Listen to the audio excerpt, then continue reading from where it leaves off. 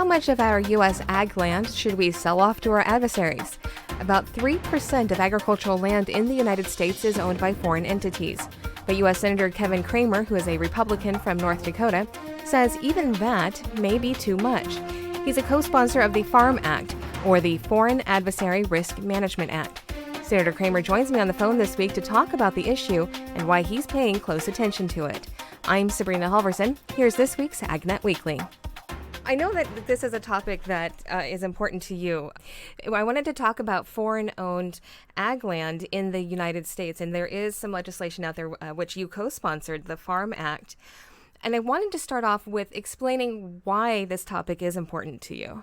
Yeah, well, obviously the experience that we had in Grand Forks with Fufeng and the purchase of some land, which the purchase of the land is one part of the formula, obviously, but then the intent, of course, to build a corn milling facility, which would not necessarily tie up a whole bunch of other land, but obviously tie up a whole bunch of other crop, and then its proximity to the Grand Forks Air Force Base created, a series of issues for numbers of people. What's interesting about the Fufeng project, some people opposed it because of its proximity to the Air Force Base. Some people oppose it because they don't like the pollution that comes from, a food processing facility that requires a lot of water and creates waste and all those things. And then other people, and probably me among them, was most concerned about China's continued ownership of critical supply chains, and of course food being one of those critical supply chains. So that experience that we went through in Grand Forks with CFIUS, with the Department of Defense and the Department of the Air Force, and of course the citizens, is what heightened its importance to me. That said, I've always had sort of a general concern, particularly in recent years, with China's growing malign influence in the United States and with allied nations, as well as other parts of the world where, quite honestly, the United States has left voids for China's influence in places where we used to be the influencer. And I paid close attention to the Fufeng situation as well. And to be honest with you, it took me a little while to put the pieces together to figure out what the issue was. Because at first I just saw it as a company wanting to come in and put in, this corn facility, which would be great for some corn growers perhaps out in North Dakota. And it really did take me a while to figure out, okay, yeah, maybe there are some things here that we need to pay closer attention to. And I don't know if that's just because I come from a different perspective, having lived most of my life in California, where we have so many technology companies that are not, U.S. owned. But you did a good job explaining just then a bit of some of the issues. But when we're talking about foreign-owned ag land, what is the biggest concern there, or what are all of the concerns with that? Yeah, I think, for me, with regard to farmland in and of itself, I think it really comes down to critical supply chains. And land being critical for a couple of reasons. One, any country that can needs to protect its own food supply. Now, obviously, we're very blessed in the United States, and North Dakota is a prime example of it, in that that food production is one of the areas where we actually have a trade surplus with most of our trading partners. And on net, nearly every year, we're a surplus trader when it comes to crops, to commodities, and to some degree processed food as well. So every time an acre or 100 acres or 1,000 acres gets purchased by a foreign entity, regardless of whether it's the People's Republic of China or some other country, or a Canadian for that matter. It's still foreign-owned, and land is precious in my mind for two reasons. One, it's food, and food production, again, is critical. And should there be a pandemic, a world war, some other catastrophe or crisis where there's a shortage of food supply, we want to be able to feed ourselves. What country doesn't protect its food supply? Secondly, we aren't going to grow more land. And so, we have more people in the world to feed every day, but no more acres. Now, there are some undeveloped acres that can be developed and whatnot, and we ought to be all about the business of doing that on other continents. Again, a way to use our technological know-how to advance soft power rather than advanced weapons of war. So I just think for land in particular, we can't grow more. We need to control our own food supply because it's so critical. And then the fact that trade can be such a valuable tool in terms of both world peace and just moral obligation, and we're so darn good at producing food, I think we ought to keep as much of it, in American producers' hands as possible. Looking up some statistics, and I think I saw that about 3% of U.S. farmland is currently foreign owned. Is there a percentage that is comfortable for you, or is there not? Yeah, that's a great question, because one would think that's not a very high percentage, but it's obviously a lot of acres. And what's more probably somewhat alarming is that how quickly in recent years that acreage has increased. That there's clearly has been a concerted effort in recent years to purchase productive land by foreign entities, particularly China. So there's not. I wouldn't say there is, frankly, a percentage that I'm comfortable with, because I just think we've got to protect our own land, because if once it's gone, it can be gone forever. And what we really don't want to do is start, taking it back, if you will, or passing retroactive legislation, things like that. So I think the sooner we recognize the potential issue down the road, something, by the way, we didn't anticipate when we let China into WTO, when we gave them, favored nation status, hopeful that somehow our free market capitalism system would splash over on them, only to wake up, decades later and find out they steal technology, they extort, things from countries, including land, ports, whatever they can, with predatory financing tools. They require, in the case of investment, oftentimes, or doing business in their country, they require the transfer of intellectual property. So, I just don't think we can. I don't think we can wait around and say, okay, we'll let you have up to 10% or 5% or whatever the percentage may be. I think we have to slow this whole thing down, right now, and try not to let them grow their influence in certain aspects of our economy. And you brought up a great point that I had not thought about as well, which would be we don't want to do something retroactively either. That could be seen as, I would think, extremely aggressive and start other issues. Is that along the right track, or am I off base? No, you're right on. You're right on point. A confrontation retroactively would be viewed as hostile, and it would be hostile in my view. That doesn't mean that we shouldn't be assessing previous investments. I mean, going back to Grand Forks as an example, many of the advocates for the Fufang project would use as a sort of an argument in the debate that, yeah, but what about the airplane company that a Chinese company purchased 10 years ago, Cirrus aircraft? If that was okay, why isn't this okay? As though somehow 10 years didn't teach us something, and as though farmland is the same thing as a manufacturing facility. That and by the way, even with relation to the Air Force Base, the Cirrus acquisition has already been mitigated by the Air Force. What we don't want to do is give the Air Force more things that they have to mitigate, because one of the ways they may mitigate a potential threat would be to move the mission of the Grand Forks Air Force Base someplace else. So, but yes, I think you're right on point in understanding that the potential challenge, certainly relational challenge, even I would say reputation challenge that would come with retroactive taking of investments that were made previously. But we do need to keep our eye on the ball with several of those investments that have already been made, and make sure that at least illegal activity or nefarious activity isn't occurring. Yeah. In light of all of this, you introduced, or you co-sponsored, the Farm Act, and I think that's been several months ago, maybe even at the beginning of the year. What is the Farm Act, and what would it do?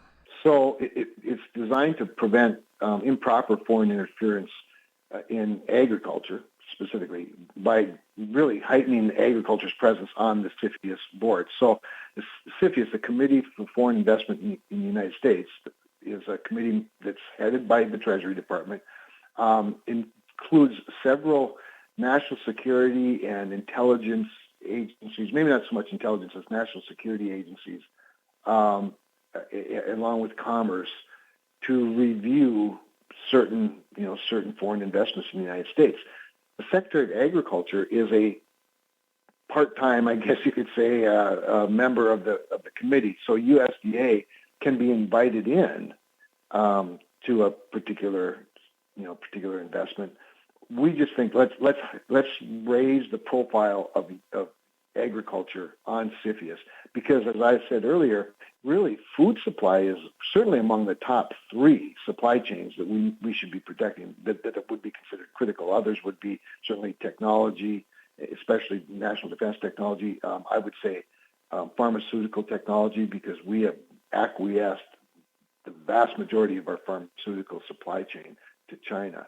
And so there's a case where we have to sort of reel some of that in and get it back. And certainly the pandemic taught us our vulnerabilities there. But so the Farm Act really just makes the Secretary of Agriculture a permanent member of CFIUS to protect the ag industry from foreign control, including, by the way, through mergers and acquisitions, which is another whole area that we have to look out for. In the case of an investment into a greenfield facility like Fufeng was, this gets very complicated when you start talking about mergers, when you start talking about allies that are already doing business with you in the United States, and that they may have a third-party relationship with China. So really, we want Secretary of Agriculture to be a permanent member of the CFIUS committee, and then designate agricultural supply chain as critical infrastructure. And has the act picked up any steam? Is it getting a lot of support? There is a lot of support for it, a lot of interest among members, particularly Republican members. I don't know how many Democrats are on the bill, but one thing about China, and this is true of, I think this is sort of true of society in general, a common adversary creates a lot of unity. And the threat of China, and Fufeng was a great example where Republicans and Democrats were pretty much equally concerned about Fufeng. And when I say that, because when the Department of Commerce and the Treasury Department specifically talked to me about having a classified briefing after the CFIUS had punted the Fufeng decision, I had it in the skiff. We had the chairman and the ranking Republican of the Banking Committee, because, of course, I'm on the Banking Committee, and the Banking Committee has direct jurisdiction over Treasury, as well as the chairman and the ranking member of the Intelligence Committee. So you had Republicans and Republican and Democratic leadership, all of them equally concerned about CFIUS, and particularly why CFIUS, kicked the can down the road, so to speak, or had this non-jurisdictional determination on the Fufeng process. And I think there's good bipartisan support for it. Whether or not we ever get to a vote is anybody's guess, but there's certainly interest in doing something about it. Do you think, even if it doesn't go to a vote, which would be ideal, but even if it doesn't, do you think that this has perhaps helped with some awareness? I mean, I know it certainly has for me, but has it helped with some awareness around? So you obviously have been covering policy very well for a long time, because much of what happens in the legislative process is exactly that. It's raising awareness.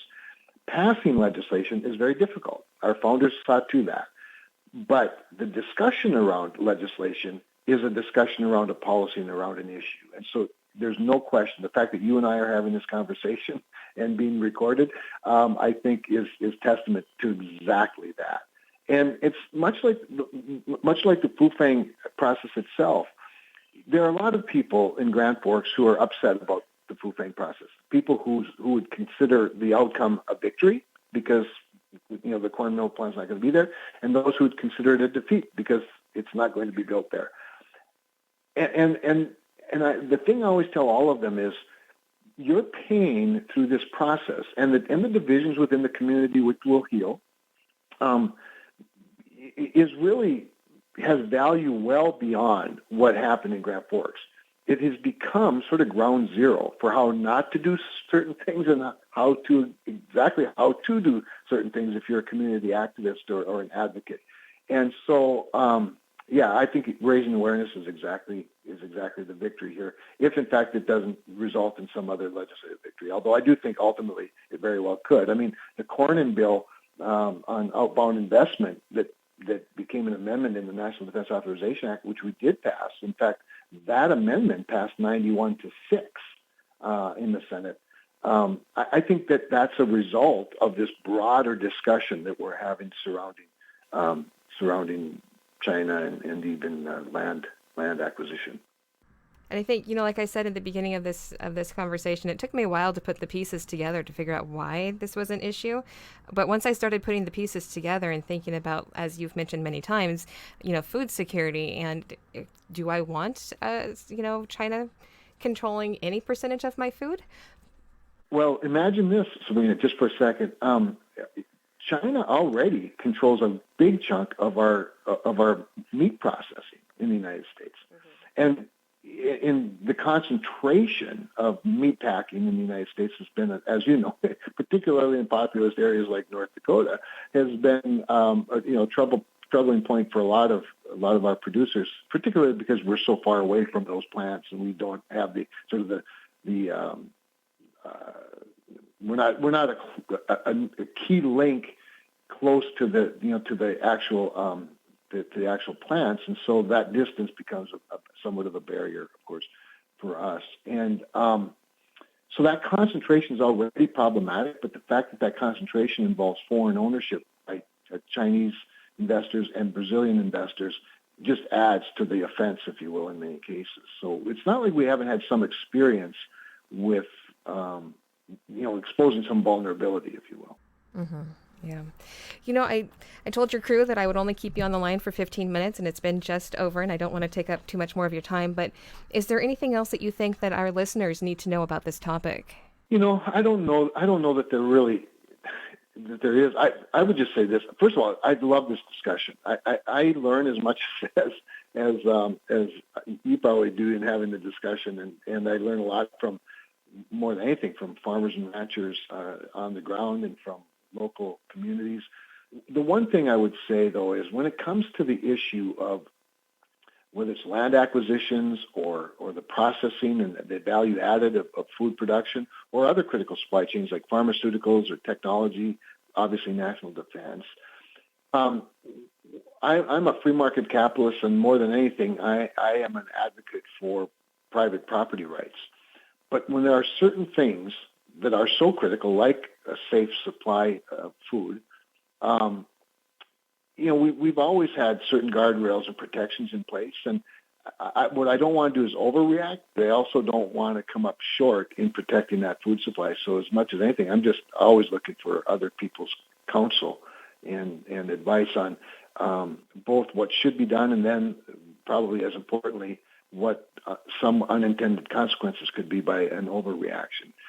We generally, can experiment and change things, but there's some things that are irreversible if we do. Thank you again to Senator Kevin Cramer of North Dakota for this discussion on the Foreign Adversary Risk Management Act. If this is a topic that's important to you, make sure you share this out there so your friends can listen as well. That's this week's AgNet Weekly. I'm Sabrina Halverson. Thanks for tuning in.